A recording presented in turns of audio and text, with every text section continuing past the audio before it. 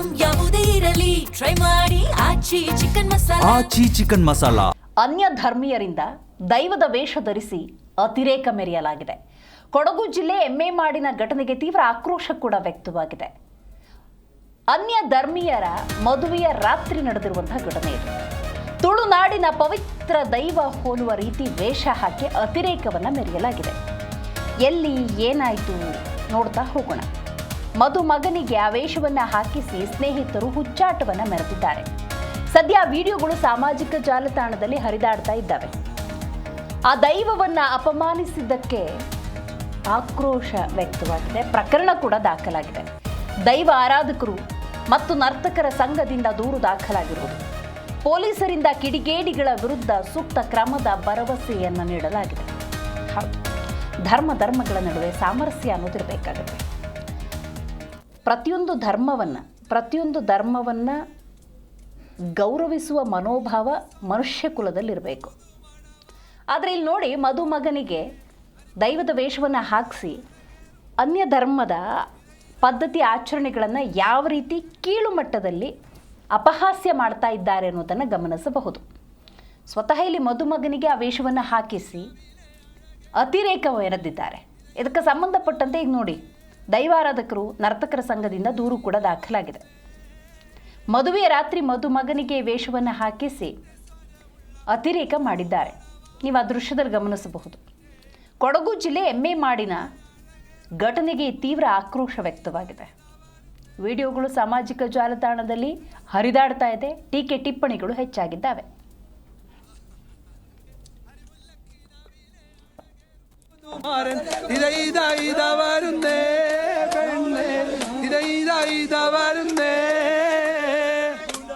ചിരിയുള്ള കുയിലിന്റെ സ്വരമുള്ള പുതു മണവാട്ടി നിന്റെ അരിമുല്ലക്കിനാവിലെ അഴകേറും പുതുമാരൻ ഇതാ വരുന്നേ പെണ്ണെ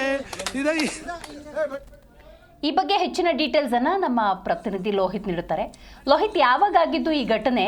ಇದಕ್ಕೆ ಸಂಬಂಧಪಟ್ಟಂತೆ ದೂರು ದಾಖಲಿಸಿದ್ದಾರಲ್ವಾ ದೈವಾರಾಧಕರು ಮತ್ತು ನರ್ತಕರ ಸಂಘದವರು? ಅವರು ಆ ದೂರಿನಲ್ಲಿ ಪ್ರಮುಖವಾಗಿ ಯಾವೆಲ್ಲ ಅಂಶಗಳನ್ನ ಉಲ್ಲೇಖ ಮಾಡಿದ್ದಾರೆ?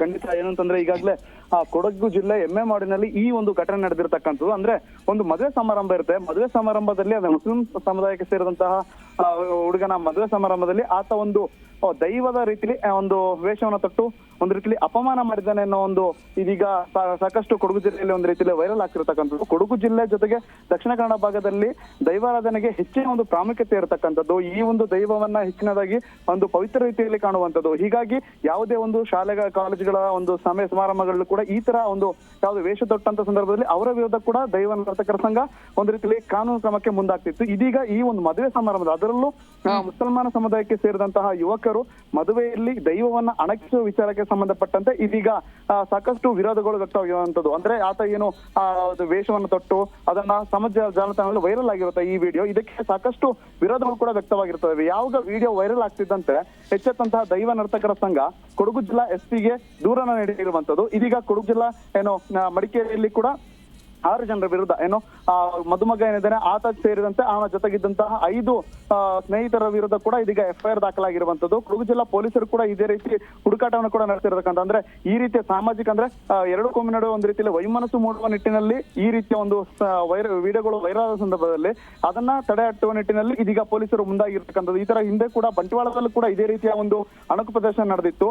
ಆಗ್ಲೂ ಕೂಡ ಪೊಲೀಸರು ಹಲವರನ್ನ ಬಂಧನ ಕೂಡ ಮಾಡಿದ್ರು.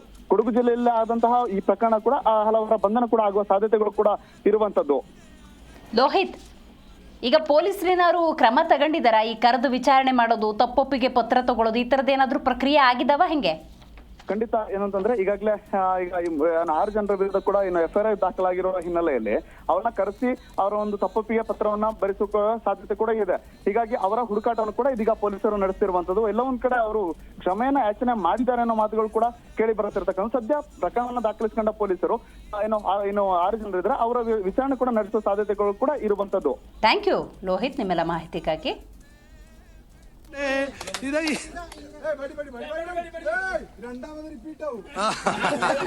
അരിമുല്ലക്കിനാവിലെ അഴകേറും